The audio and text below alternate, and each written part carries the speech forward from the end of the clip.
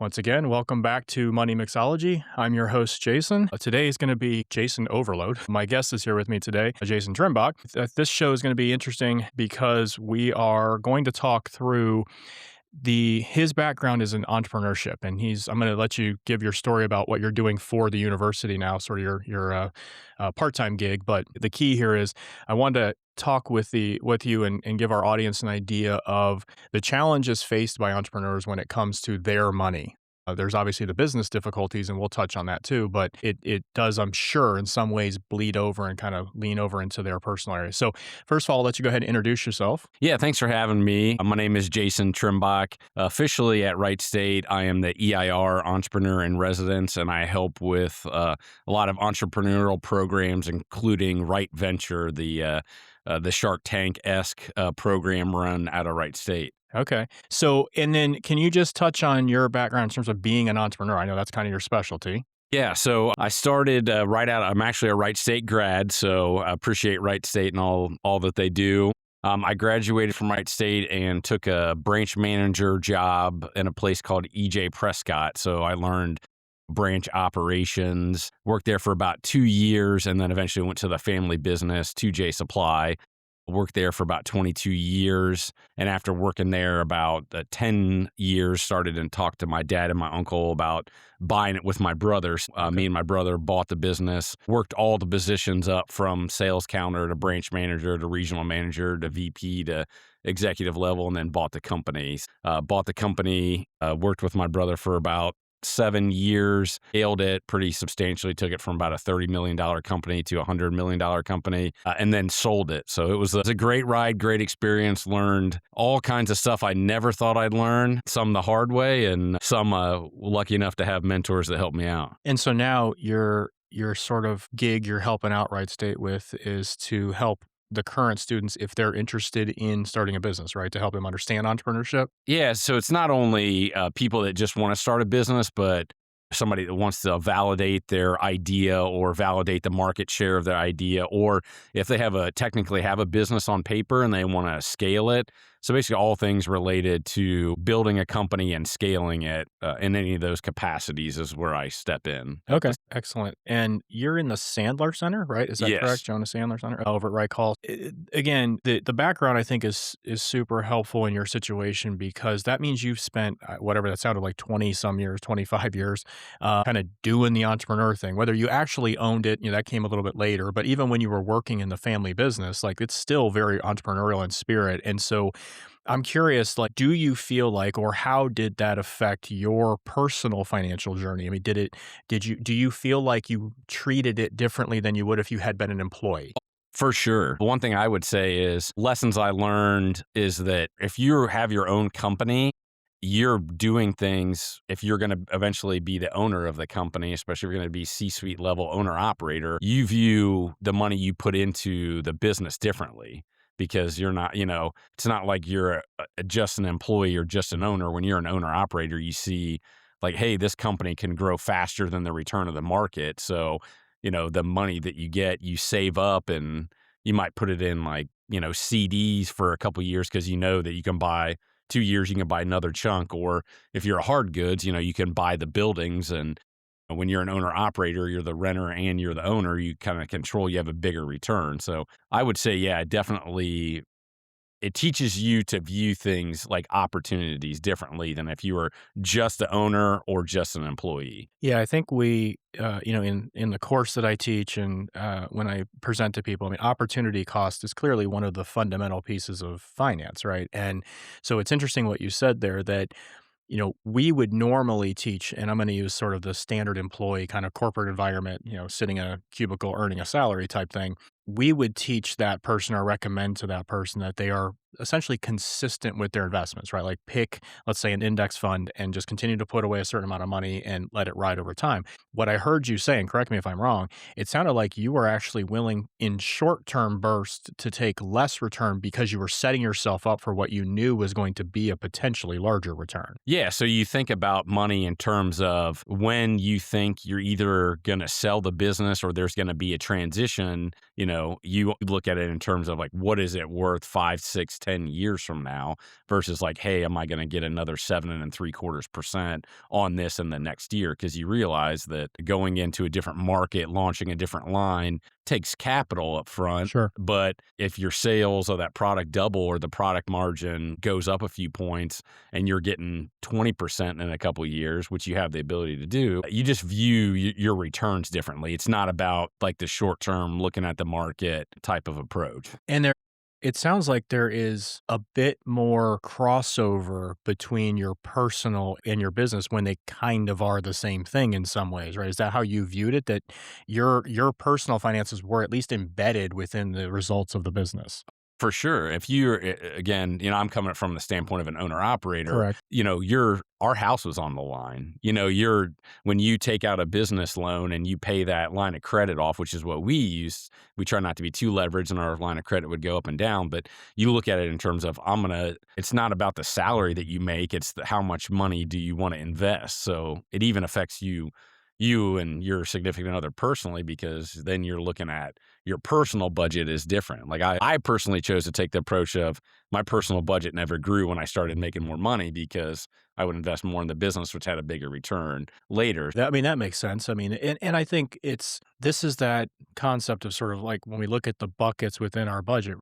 For myself, for example, I'm a salaried employee. For me, 20% of my paycheck is going to my investments. In your case, it could have been 20%. It just was going to a different style of investment, which in this case was your business. Yeah, you can invest in your business. Like I said, we had inside of our family, 10 of the 11 locations were owned. So you had the commercial real estate side of it. So you kind of had to get savvy. What I would say is anybody looking to do it is, spend more time learning numbers. If you're going to be an executive level and understand like you're going to go into owning your own business and you're going to invest into it. The way I viewed it is, and I was taught this, is numbers are results of actions and decisions. So when you're next on the line, you need to get more savvy and better at understanding what do the numbers mean, not just like a P&L, but also like how do decisions affect the balance sheet, which most people don't spend time understanding, and then realize that those are results of actions and decisions that happen inside the business. So I tried to look at it in terms of like, what are predictive indicators to manage those decisions? So I get a better return on my money. Well, and I do, I mean, anyone who's listened to the show or the episodes understands how big of a believer I am in sort of your outcomes and your financial wealth building journey are completely a factor of your behavioral process, right? Yes. So you mentioned you're kind of looking at it from the business perspective of saying, hey, I have to understand these certain actions are going to lead to these certain outcomes, and again, my balance sheet. I love that you said that. I love the balance sheet. The fact that that should be growing and getting stronger.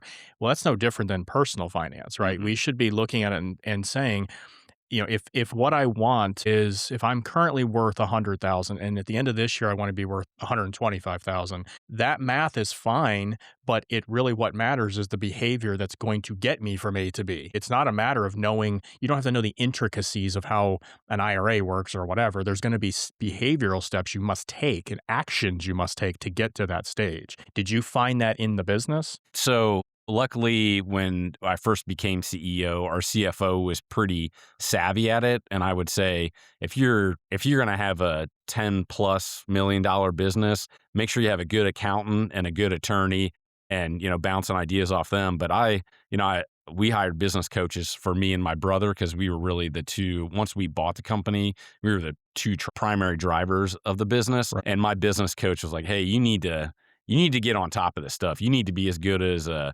CFO in predicting if these behaviors happen, here's the outcome that you're going to get. And I think a lot of people in the C-suite level wait till later in their career. And I was lucky enough to have somebody teach me that my late 20s when I was truly becoming a manager. So that would be one of my primary pieces of advice is when you understand that, it kind of lets you separate from the like, well, I hope this person likes me or this person's over emotional. Or I really like this vendor. Do we want to sell their product? It's more about here's the actions that need to happen to get this result. And how are we going to go find partners, employees, ideas, projects that are going to line up with that versus like, oh, well, I kind of like this person or this person's worked for me for 20 years. So we'll just let them manage the project. It's more about what's going to like putting yourself in the best position to get there versus looking at the end of the year and being like, oh man, we didn't get there. Hope didn't work.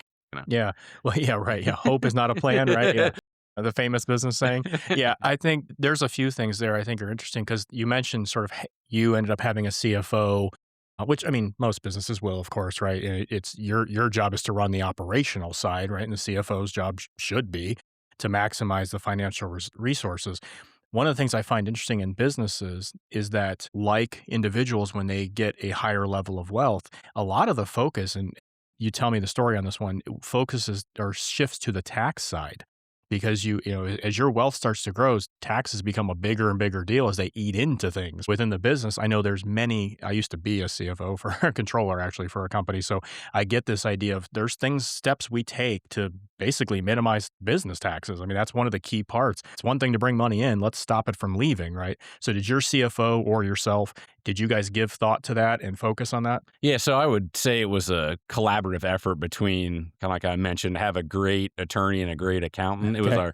me, my brother, our CFO kind of started the ideas, and then the attorney kind of the accountant kind of validated them. But different corporation types have different Mhm. tax, like what you do with your earnings, how you receive them has a tax implication. I would advise people is once you get to that threshold where you're worth a couple $1,000,000, like you need to have a plan and follow it. Just like you're trying to get a certain outcome and you're managing your activities and behaviors, your P&L and your balance sheet on the business to get a year-end certain amount of money you make, it's no different. Have a strategy because it does make a difference. Yeah, it's interesting. A lot of clients I've worked with, there is this strange tipping point where the behaviors that got them wealthy were typically like revenue production. It was either because they own their own business or they were a high salaried employee or something. They were doing something that was essentially bringing income to their family, right, to their household. But then they reach a certain level of wealth and they're not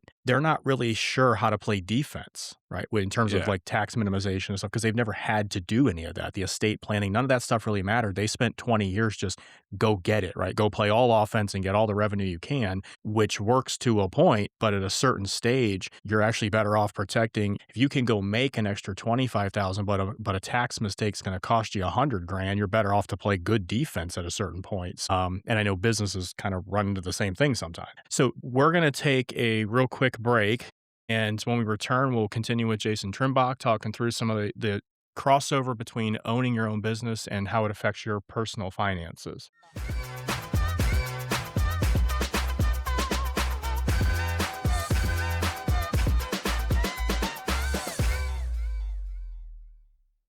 All right, welcome back, everyone. This is Money Mixology. I'm your host, Jason. I'm here with my guest, also Jason.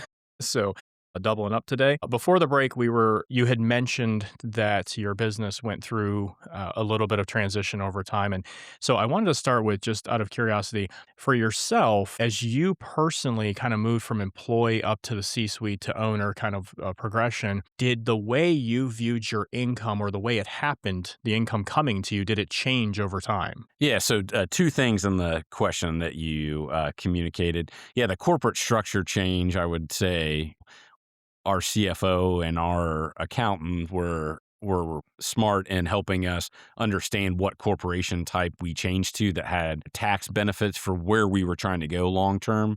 So it kind of matched up with our long term strategy.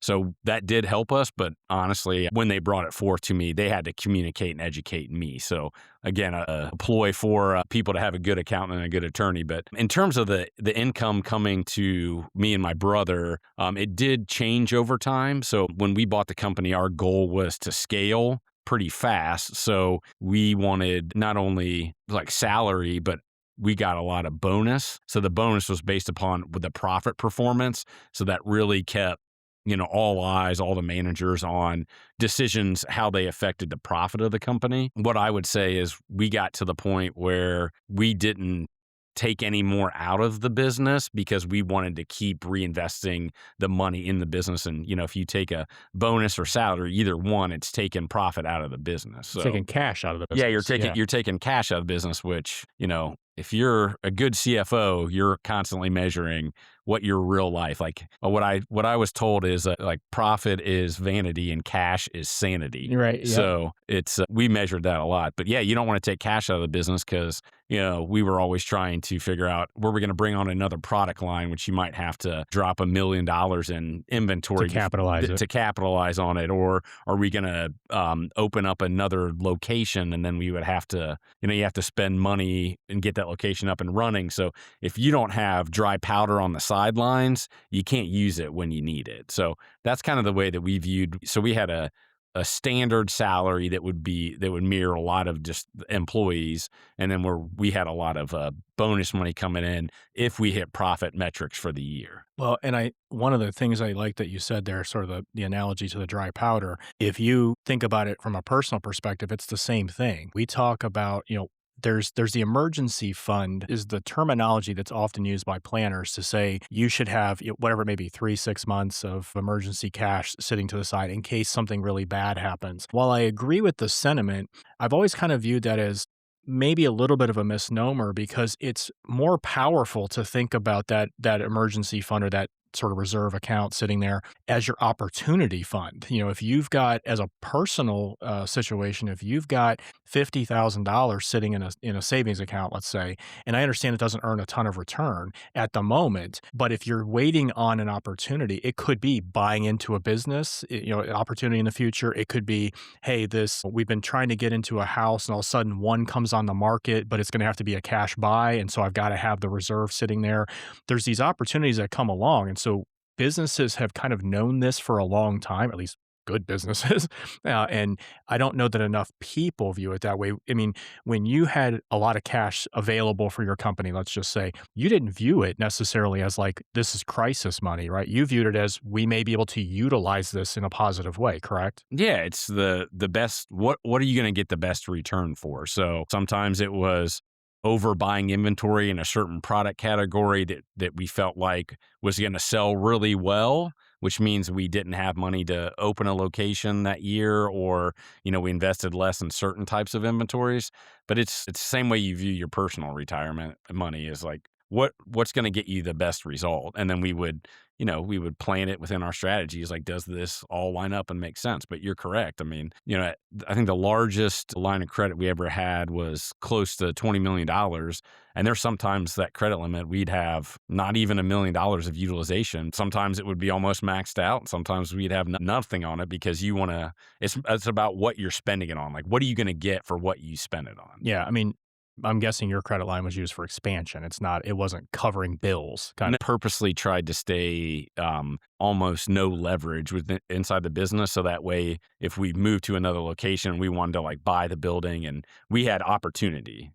Well, and this is, again, one of the reasons I wanted to have you on the show is because I love the parallel between effectively and efficiently running a business that's growing with running and controlling your own personal finances. It's the same concept when people, and anyone who listens to the show understands, there's a debt crusader out there, let's say, a very popular radio host who I am not a huge fan of. And his concept of no debt at all is ineffective from my perspective, because what he means, or what he should mean, is bad debt in terms of like credit cards for your groceries. You're problematic. We don't want to be doing daily stuff leveraged. But there is times that leverage can be really powerful, a la your house. You get into an equity situation with your house as it grows, and you have money making money for you, kind of thing. And so that's similar to the business. I mean, when I was a controller, it was the same thing. Our CEO basically said, I want to have cash available and I never want to leverage unless we're leveraging for some major investment, right? Some new facility, whatever it may be.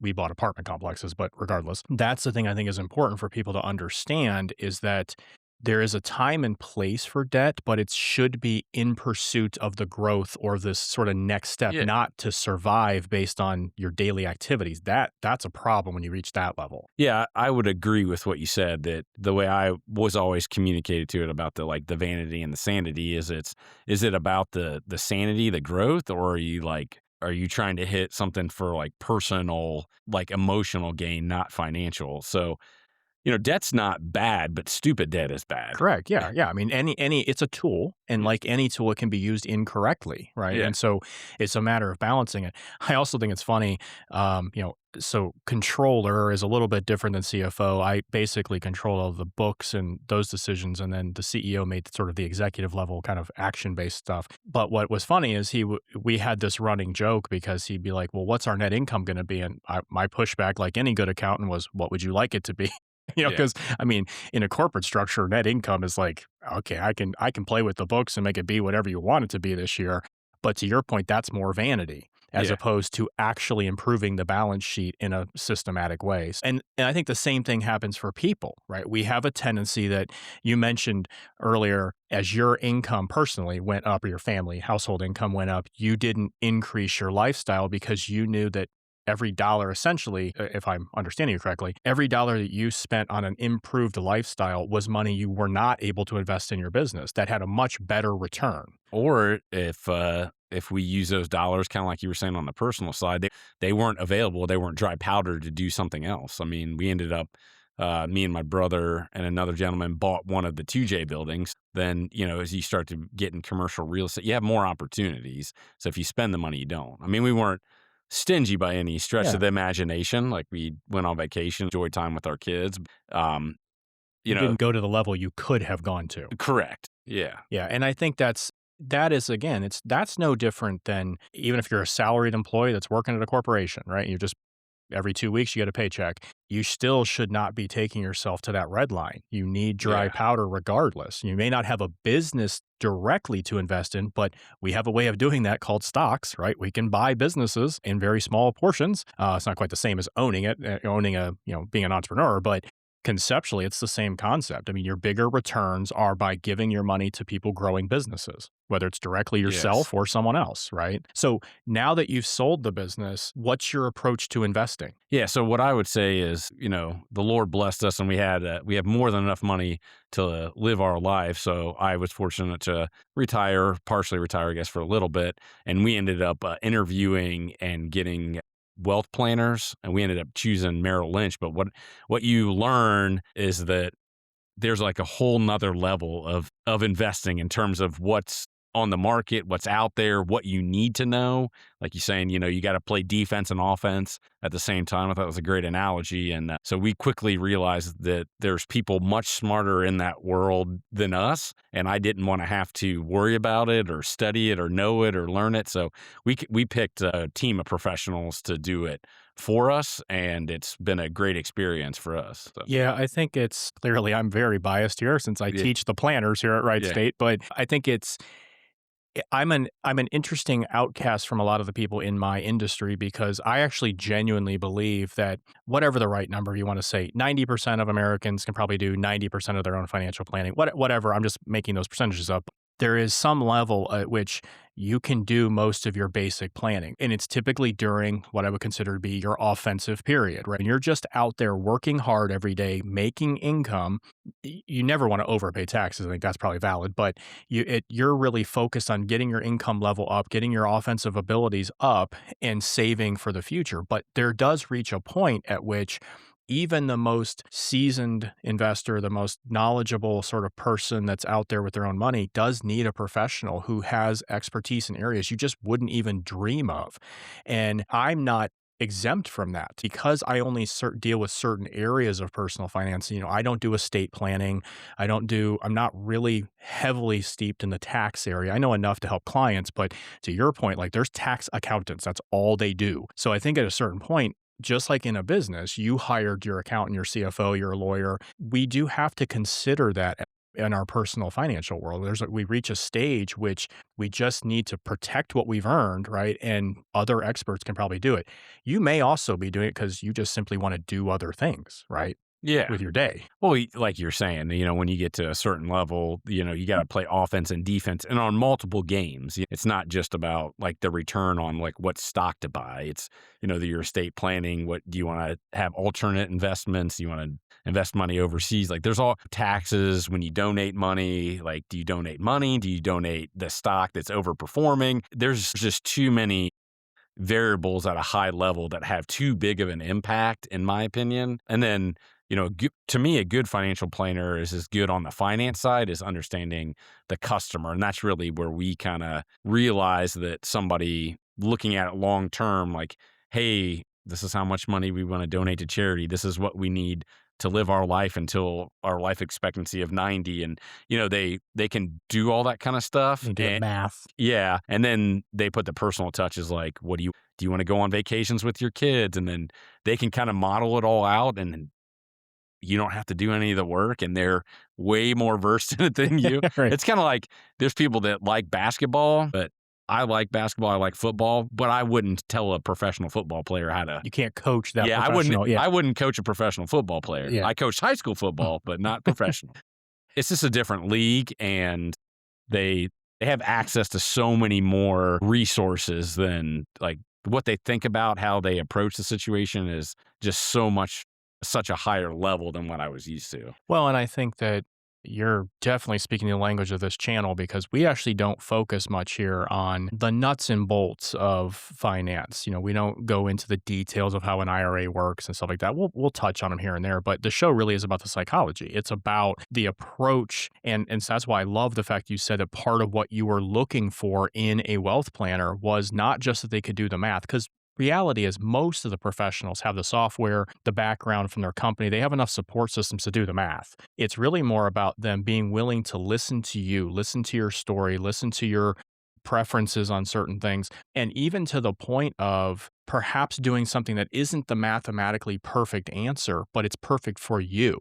I think that those are the kind of things I always use charitable giving as just an example. And I clearly support charitable giving. No issue there at all. But if you just step back and you sit in the seat that I sit in as a planner, and you come to me as a client and say, I'd like to just voluntarily set 10% of my money on fire, I'd be like, what? Why would we do that? That's insane. But it's like, no, this is my personal, moral, ethical sort of belief. Oh, okay, that makes more sense, right? But it doesn't make mathematical sense to just give your money away. Yeah. And so those are the kind of things that I think people are important sort of trying to understand. A child who's graduating high school or college or whatever it may be, and you want to do one big vacation that's maybe more extravagant than a planner would typically think is logical based on your income level. But there's some understanding there to say, hey, Yeah. this is a life event. This is not a money thing. This is a family psychology type thing. Those are the parts that I try to help our future planners here understand, that you can run the math all day long and create a great plan, but if the client doesn't agree with the plan or doesn't buy into it, it doesn't actually do anything. Yeah, and if you don't listen to your client, that might be somebody else's client too. So That's true. Yeah. yeah. But I would say, you're dead on. You know, unfortunately, I've had close family members pass away, and when you get to a certain point, at least for me and my wife made the decision that time is more important than anything. We have 4 kids, and we want to. Part of the reason I sold the business is to spend more time with them and less just making more money that we probably weren't even going to be able to spend in our lifetime. So I think when you pick a financial planner, they see what's important to you, and then they can map it out long term and make suggestions like, okay, well, I hear what you're saying, but why don't you do that in this year instead of this year? And they can kind of help map it out like a CEO would with strategy and how to spend the dry powder. They should be doing the same thing for the customer. So yeah, what you're saying is very important, because some people I'm a big believer in, if you ever read the book Die with Zero, I'm more of a believer in that, is that when I'm 80 and me and my wife are sitting around watching TV, probably not barely able to go out and get the newspaper and come back in. I want to be able to talk about all the fun things I did with the people I loved in my life, not say, well, I have $100 million in the bank. Yeah, and I think that's a huge key. This is perhaps where business is slightly different than personal, because the business theoretically should be a going concern, right? Just like it just forever. I mean, theoretically, your business, even the one you sold, should just continue into the future forever and ever and get bigger and bigger. But personal, that's impossible. I think we sometimes kind of lose sight of that a little bit, that if your goal is, I don't know, make up a number, $2 million when you retire, well, after 2 million, like to your point, what are you doing? Like, what are you actually gaining? If you're not even going to use the 2 million, what's the point? So I think that part is a little bit different. All right. Well, we're going to take our last quick break here, and then we'll come back and finish off our conversation. Stay with us.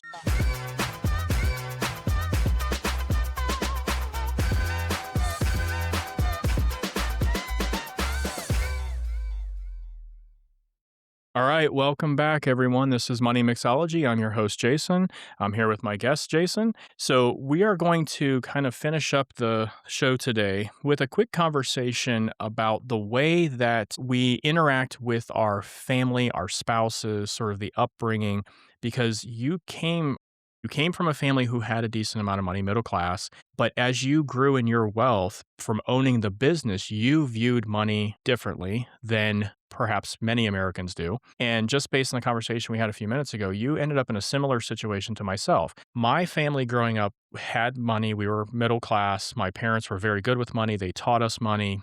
They retired at a decent wealth level, but my wife came from a family that did not have money, and so she had a little bit of the poverty mindset. And when we got married, we had to have conversations to understand how we could bring those two worlds together. How could we have our backgrounds jive? Because the reality is that we viewed money very differently. And you mentioned that in some ways that was similar to sort of you and your wife kind of having to have those talks. Yeah, what I would say is you never want to make money more important than the marriage. So that's Sure. the starting point of where you have the conversation and the intent of the conversation, I would say matters. So the difference between me and my wife wasn't, we didn't have a huge disparity on like, well, we need to spend everything or we need to save everything. It was more of just the understanding of money. And like, for example, I was always a believer in the 3 months. Like you have 3 months of reserve on hand, especially when we're trying to figure out if we're going to have another kid or, like what is the future hold in the next 2 years. That money that we have in savings could be spent. So I viewed it in terms of like more budgeting, and did the future budget allow us to spend the money in our bank account? And she was more of, here's the bills that have to be paid this month, and the money covers that. So we might have excess. And I'm more looking at it from, this is what we need to. So it was more about conversations getting on the same page. And what I would say is there's multiple ways to handle it. Hmm. We tried one way in the very beginning and we combined everything. That seemed to not work for us. And when neither me nor her wanted to have a clash Yeah, about it, cause a conflict. cause a Right. conflict, we said, hey, our marriage is more important than how much money we make combined. I said, so we'll start a separate bank account. And so she has a separate debit card, and she can spend the money on whatever she wants. And I budget for just things that are going to come up, like tax payments, electric, all. And so me being partial to that side of it, I did that, and she kind of managed the other stuff. So Which, I mean, in this case, you kind of brought your business mindset to it anyways, right? You were looking at it saying, "Hey, we've got a plan for a future growth," kind of thing. I mean, you very much applied a C-suite approach to your finances. yeah, I mean, what I would say is if you get into those situations, just have open dialogue with Mhm. your significant other and saying, hey, if you want to do something, if you want to save up and go on a trip to Greece for 15 days in 3 years, or you just don't want to spend any big money and want to kind of live life week by week, either one's fine as long as you're on the same page and you're budgeting accordingly. If you're a live by the moment person, just say, hey, every time we get money outside of the 3 6 month,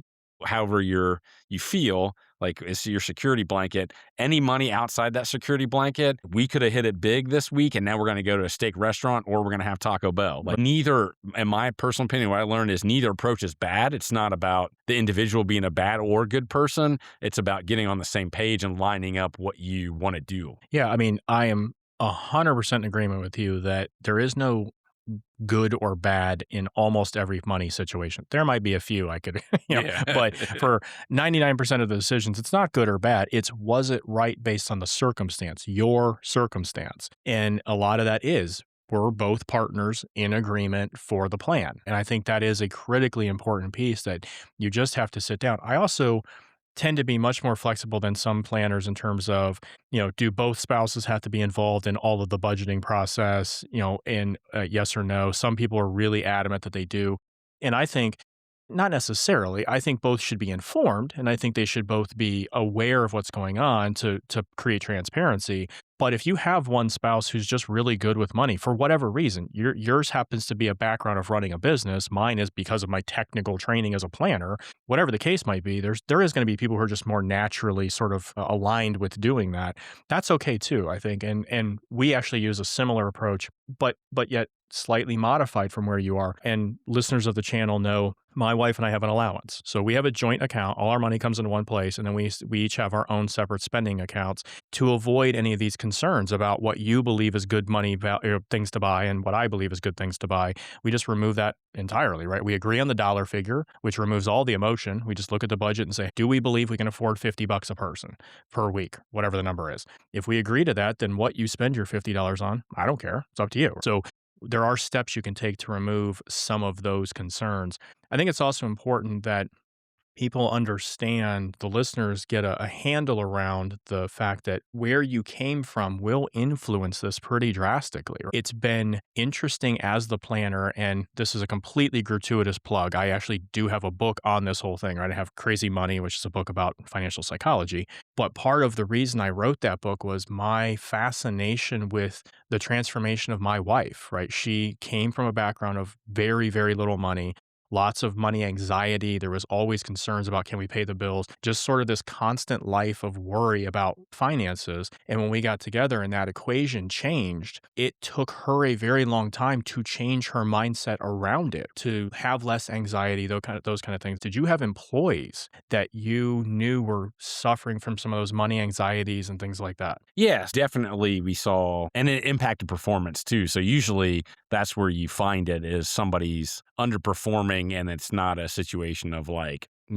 abuse of alcohol or drugs or things of that nature. We encourage our employees to do financial planning. So we used Fidelity to help the employees do financial planning, Okay. and we really, really encouraged them. So, like for 2J, for example, we did a 100% match up to 5%.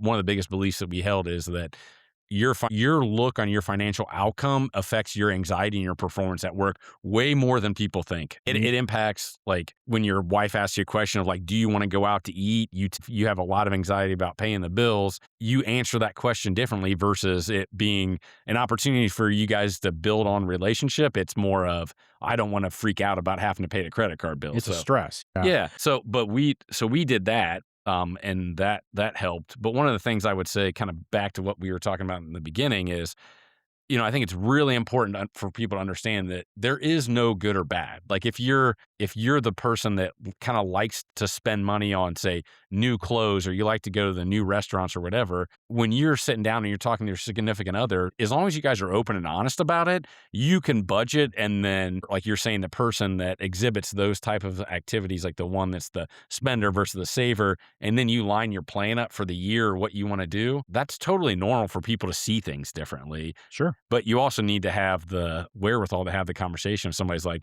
well, I want to buy a new car. This new car came out. You need to have the wherewithal to say, hey, okay, that's fine if you want to do that. But the future decision it impacts is then we can't go to Greece. And so it's not like, well, I'm right and you're wrong. It's more of, are you aware that this is the real cause and effect of making that decision? Are you okay with the outcome? Right. Yeah. And maybe you are, right? Yeah. I mean, there is a possibility there. The example I use when I talk to people, if you go look online or you do a Google search or whatever, there's always the percentages you should spend on various categories, right? How much on housing of your budget, right? Percentage of housing, percentage on vehicles, blah, blah, blah, blah, blah. And I have for years openly acknowledged, very transparently to my students, everybody, that my wife and I spend too much on cars. We love our cars, but to your point, we made a very conscious, like literally sat down, had the discussion, and agreed, like neither of us really cares about eating out. It doesn't really do anything for us. We don't get like a lot of excitement out of it. Neither of us drink or smoke or gamble or do any kind of the vice type stuff. And so we just said, are we okay continuing to not have those other sort of entertainment type things in our life because we want to drive these cars? And we both agreed, yes, that's a trade-off we're willing to make. But it wasn't just, well, I make more money, I want to go buy a new car. It was, no, we still have to have a reason to do this. And what is the trade-off? Because no matter how much money you have, and I think this is one of the things that people that are just starting out or that have lower income, lesser means, whatever, there's this mistaken idea that more money solves this, but it absolutely doesn't. I mean, no matter what car you have, you can always buy a nicer one, right? So if you can't get control of the smaller decisions, you just simply will not have control of the bigger ones. Yeah, I would wholeheartedly agree with that. People's spending personality usually doesn't change with the amount of money that they make. It's just if they're, again, if they like to go out to eat, if they like to buy cars or whatever, if they make more money, they just choose bigger restaurants Go or from fancier. Taco Bell to the steakhouse. Yeah, so that I don't see that typically change. But again, I'm going to go back to kind of where we started this third segment at is it just have that conversation and be honest with yourself about it. Like me and my wife, we love to go out to eat, but there's certain things that we don't do in place of going out to eat, you know? Right. Yeah. I mean, that's the thing. There's this test I run with students all the time is what's the most important use of money? And they'll have various answers. And typically they'll eventually come around to sort of the needs, right? Like your daily necessities, food, water, shelter, that kind of stuff. They'll eventually get there. And then I ask, what's the least important thing you should spend money on or the worst thing you should spend money on?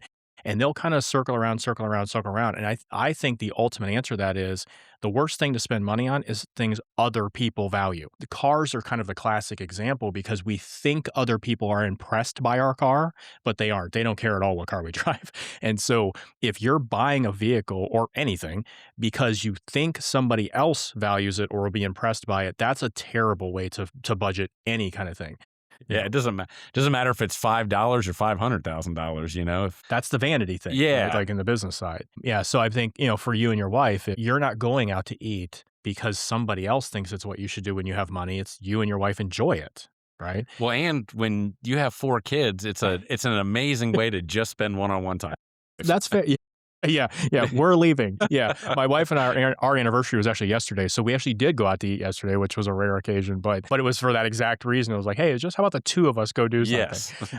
Yeah, and I think it's so those are the types of things that I always want people to understand that balancing the money is one thing, but there is still always this idea of it has to be a plan we both agree to, we can both stick to, that we can both live out over time. Because the other thing is if I agree simply under duress, I guess for lack of a better term, eventually I'm going to deviate from that plan, and then we're just backtracking. We're not getting anywhere, right? Yeah. Well, final question. I just real quickly got like 1 minute left. I was just curious, did your wife, as you were kind of building the business and growing in your level of the business, did she sort of just let you do that or was she involved at all? Yeah, she was not involved on the business side of it. Okay. And when we got to a comfortable spot personally, financially, what she said is, I don't want to talk about money. So like however you want to budget is fine. Oh, And okay. and I was kind of like, okay, well, what do you want to do?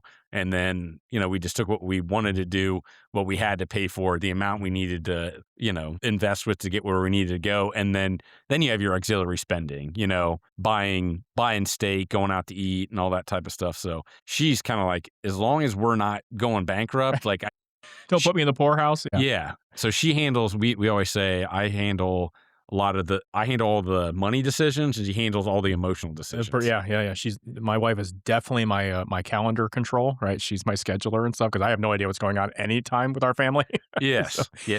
did you guys have a strong discussion when you chose to sell the business? Was she a part of the choice to say, hey, it's time for me to be done with this It and was retire? more of just looking at the hours that I worked and Mm.